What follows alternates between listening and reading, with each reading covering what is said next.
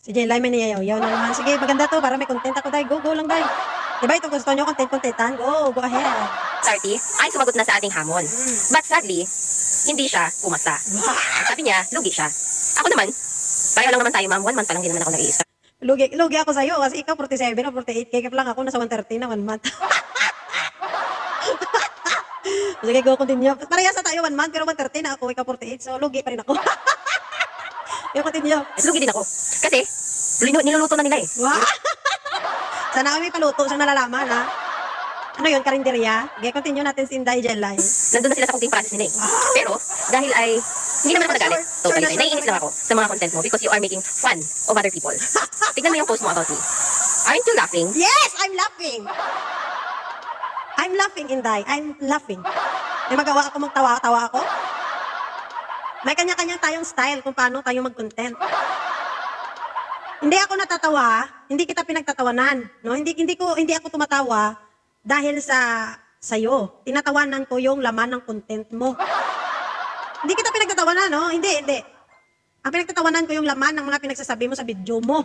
Na parang sure ka na kaayo na para kang investigador. Na feeling mo talaga alam mo talaga na ito si Madriaga sinungaling to. Kasi ito daw magpapatunay si Numo, asawa ni Numo. Kaya ako natatawa sa'yo. Feeling mo yada investigador ka nga daan.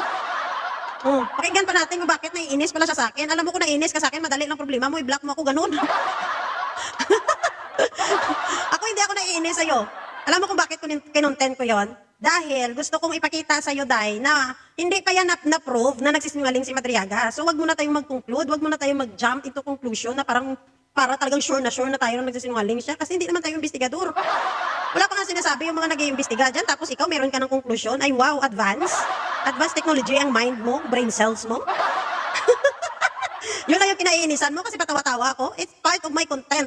Kung ayaw mo niyan, pwede skip mo or i-block mo. Okay, continue natin. Masama pa lang loob dahil patawa-tawa. Seryoso ba, Ping? Seryoso? Di ba pinagtatawanan mo yung video ko? Sa lahat naman ng videos ko, wala akong pinagtawanan na content creator. Kaya mali po kasi kayo ng taong ginawa ng content. Ang babaw mo naman, Jelay. Ang KJ mo naman, Day. Ay, ang KJ nito si Jelay. Ayaw niya pala na masaya. Gusto niya seryoso tayo dito. Ayaw nang patawa-tawa. Gusto niya talaga serious. Ay. So, pala desisyon ka, te. Pala desisyon ka sa buhay mo. Kung ikaw ayaw mo niya tumawa sa imo nga vlog ya, ay wag mo akong idamay. Kilalanan nila ako kung paano ako mag-vlog. So, kung nasasaktan ka at hindi mo gusto yung vlog ko, ay Day, i-block mo, Day.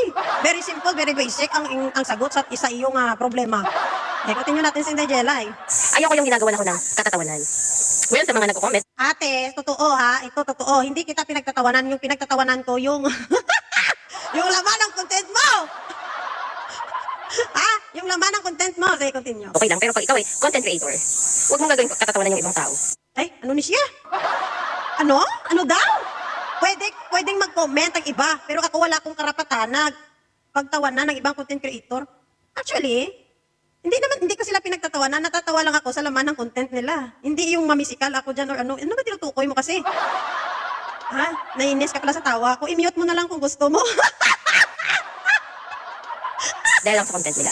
Pwede ka mag-comment, it's fine. Diba? Sabi mo nga, normal sa mga content creator na i-content yung iba. Ninanakaw yung videos ng iba. So dapat pala parang huli-huli tayo dito pag mag-vlog tayo, dapat gayahin natin siyang Ave Maria. Alam mo dahil, bilang isang content creator, kanya-kanya tayo ng estilo at technique kung paano tayo makakatch ng viewers. So, kung yung problema mo is yung pagtawa ko or the way ako mag-deliver ng aking content, hindi ko na yung problema.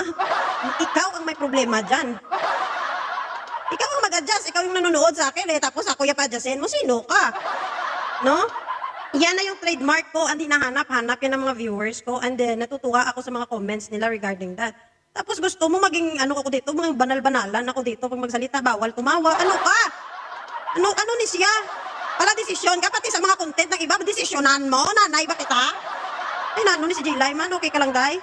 Pero maligo kasi kayo ng binangga. Kasi ako, I am not making content para pagtawanan ng ibang content creator. Gumagawa ako ng content para malaman ng mga tao kung ano yung nangyayaring, corruption.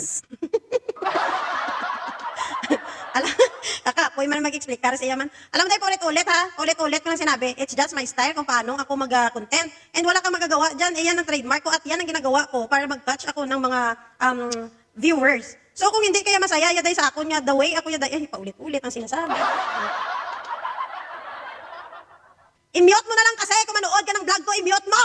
Animal, ako pa yung paproblemahin sa animal na to man. Ang continue. Okay, magkaiba kasi tayo eh. Okay, Hindi ko right. pinag-iinitan yung earnings mo para Magkaiba maliwanag. tayo. Ikaw na mismo ang nagsabi magkaiba tayo. Tama ka, Jelay, magkaiba tayo. Iba yung style mo, Abi Maria ka mag-content. Iba din ako, ang style ko mag-content. So walang pakialamanan. Kung ayaw mo yan sa tawa ko, i-mute mo. Tanggalin mo yung volume para hindi ko marinig yung tawa ko. Very basic. Puy mo si explikaran ano ang babaw dahil ng ano mo, ng pinaglalaban mo. Ang babaw-babaw. Wala kang karapatan na pagbawalan ako kung paano ko i-deliver ang content ko, Jelay. Ha? Diyos mayaw, Marimara. Yun lang ang sinasabi ko. Ayoko ng mga content creators na kino-content yung iba tapos pagtatawanan. Mag-comment ka. Mali yan ma'am kasi dapat ganito, ganyan. Hindi. Pala desisyon ka, day. Puy, ulit-ulit, radandant. Ang mga ginasabi dyan, paulit-ulit. Din ako nang sagot, animal man yun. Isa lang wala kambal na. Wala ka labot kung paano ko mag-content. Wala ka labot kung paano ko i-deliver ang content ko. Period. Puy, ulit-ulit. Diretso. Pagtatawanan mo. Diba? Kasi ano yan eh, parang nagiging ano mo na lang eh. Nangiinis ka lang. Kung naiinis ka, skip mo. Bayaan mo sa susunod, magdala na lang ako Biblia. Dahil basahan kita Biblia. Naiinis kayo kung paano ko deliver ang speech ko, ang ano ko, ang aking nga vlog, aking nga video. Ano problema ko na? Problema mo na! Problema mo na kay hindi mo magawa ang ginagawa ko! Wala nga akong pakialam sa'yo na pag nagawa ka dyan ng video mo gani, daw matulog na ang nanonood sa'yo. Pinoproblema ko ba kung paano ka mag-deliver ng vlog mo, kung paano ka magawa ng vlog mo, kung paano ka magsalita sa vlog mo. Pinoproblema ko ba yon?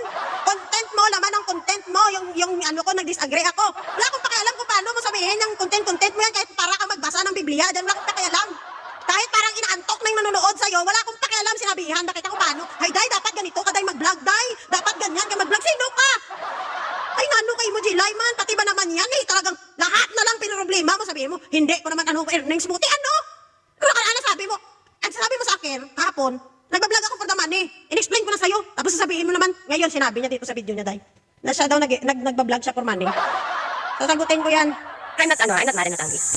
Well, kasi ang sabi ni Ma'am Tarty ay hindi siya makakasa kasi lugi daw siya. So okay lang naman kung hindi siya kumasa. So, Bakit hindi mo sinabi? Ikaw tinatanong ko kung kakasa ka ba, mag-brain battle na lang tayo. Mag-battle of the brain na lang tayo. Bakit hindi mo sinabi sa vlog mo? Kung talagang matapang ka dito tayo, mag-live ka. O, kasahan mo? Dami mong kuda, dami mong hanas. O yung hamon nyo daw, wala. may bitch o hindi si VP Sara, tuloy tayo sa vlog. Tuloy talaga tayo.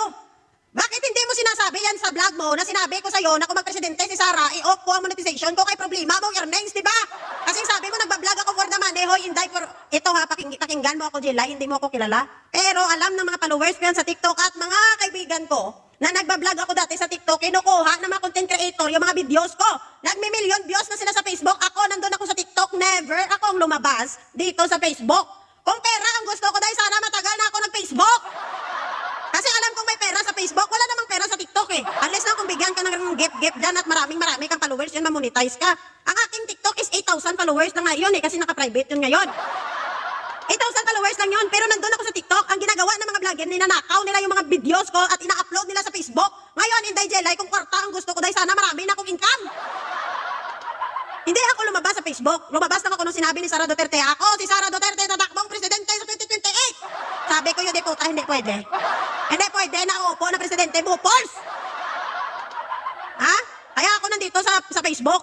Eh, doon na hindi naman ako nag-expect na mamonetize ako, kuya. Eh, una, nasa Kuwait ako eh. Nasa Kuwait ako, kaya never ko nag-expect na mamonetize ko. Ang ina nito, pinoproblema mo pa yan. Oh, ano pa yung sinasabi ni Ray? Para na akong inaantok sa ano mo.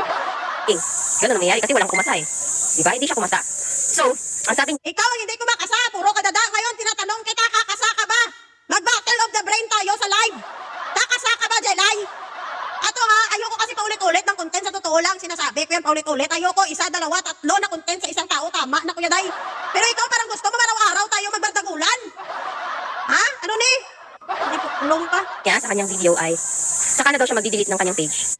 Bupols talaga. Sinabi ko ba i-delete ang page ko? Ay, napaka-fake news ka talaga, Day. Hindi ka nakikinig. Ha? Ang hina ng ano mo, ang hina ng utak mo para dito. Sabi ko, hindi ko i-delete ang page ko, i-off ko ang monetization kayong problema mo, earnings. Nakinig ka na lang ng video ko, hindi mo pa talaga tinama, fake news ka talaga. Halata ka, Day. Halata ka, fake news, peddler ka. Kapag kasi VP Sara ay naupo bilang presidente. Ganun sabi niya. So, okay naman ako doon. Wala namang problema. Basta yun lang, pinaliwanag ko lang na, so dear Duterte, alam ko naman na you're just making money too. You're just making money to. Tapos sasabihin niya, parehas tayo gumagawa ng pera, ng ano para magpira. Talaga to. Ano to sa sinungaling talaga. Kagaya ko, gusto ko lang din naman kumita. Oh, yan ang sinasabi natin. Kagaya ko, na kayo gusto lang kumita, magkaiba tayong prinsipyo. Di ba ako kilala? Ako kilala. Ako ng mga nakakalo na sa akin simula noon sa TikTok lang, day. Ha? Kung gusto ko pera, day, dapat tagal ako dito sa Facebook daw. Baka madaming na akong pera, day. Ang mga gumagamit ng content ko simula noon last year, bungga, day, ang kanilang mga views, day, umaabot ng milyon. Kung yun ang gusto ko sa Facebook, sana marami na akong income. Marami na akong followers. Ha? Tigilan mo kung sinasabi mo magkaiba tayo ng prinsipyo. Sino ka ba para husgahan ako? Para alam mo kung ano talaga yung prinsipyo na pinaglalaban ko? Masyado kang judgmental. Ikaw lang yon. Eh yung lumalabas ang bunganga mo is exactly tinutukoy mo yung sarili mo. Pinapira kaya Jelay. Kaya nga kahit fake news, pinapatos mo eh. Magpipiling ka na investigador ka for the clout. Tigilan mo ako, day. Tigilan mo ako, Jelay. Ito na lang, para wala nang ano, tama na ng video mo, nauumay ako. Ito ang hamon ko sa'yo, Jelay. Hinahamon kita nga mag-live ka, aakyat ako sa live mo at magdebatihay na lang tayong dalawa. Para tapos ang laban ka, kung hindi pa ulit-ulit tayo content yan. Alam mo, ano ko, napapagod ako sa ganyan, ulit-ulit content sa isang tao. Ay, napagpagod ako dyan. Kung gusto mo, mag-live ka, aakyat ako, mag-set tayo ng date, mag-set tayo ng time na available tayong dalawa, tapos doon tayo magbardagulanay. Tigilan na natin itong content. Ano to, gagamitin? Ako ata gagamitin mo for the clout eh. Kasi between you and me, mas madami na akong followers kaysa sa'yo. Between you and me, mas marami ang gumagamit sa mga videos ko at pinapakalat ng iba't ibang vlogger. Di ba? Tigilan mo ko, day. Ngayon, I dare you. Ito, sagutin mo, wag ka na magdaming kuda. Oh, mag-comment ka dito kung lalaban ka, ano na lang tayo, battle of the brains na lang. Yun na lang, day, para human ba? Para impas na. Tigilan na natin itong mag-content, ulit-ulit na content. Hindi ka ba naumay? Ayoko pa ulit-ulit na content. Isa, dalawa, tatlo, enough na. Nakadalawa ka na. Tama na yun. Oh, itong hamon ko, last na hamon ko sa'yo, Jelay. Kung talagang may prinsipyo ka at pinaglalaban mo talaga yan, I dare you, mag-battle of the brains tayo. Sa account mo, para makapag-earn ka pa. Then,